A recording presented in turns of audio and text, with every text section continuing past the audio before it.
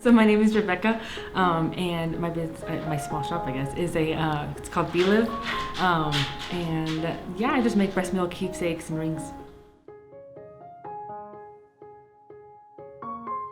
I started in September, and I started doing it because of my daughter. So after I had my daughter, I started breastfeeding, and it was a whole journey. So I wanted something to remember it by. This is short. To be honest, I thought breastfeeding was gonna be so easy. It was not.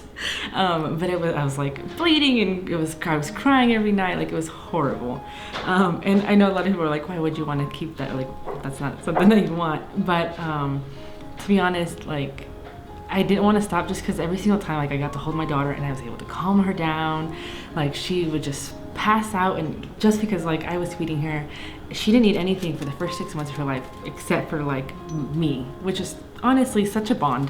And I struggled really bad with postpartum depression. And so when I was breastfeeding her, it was a lot, like, such a peaceful moment, especially since she had the colic and so she'd cry all the time. So it was really nice to be able to just remember, like, there was good times during that whole situation. And so basically, I learned how to make molds first, which is kind of exciting. So that way I have the freedom to be able to make any rings that I needed. I just had to pull off the stone and I had it.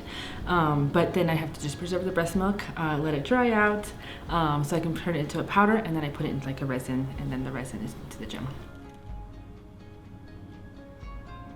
It's the bond that, like, I can't break away from my daughter, and so knowing that I'm making something that's between, like, the mother and the daughter, or mother and son, and their kids, it's just super exciting. Like, I love being able to be part of that, just because they'll look at the ring, they'll think of their children and their breastfeeding journey, and I'm the one who made that, you know, like, it's a memory that they get to hold forever.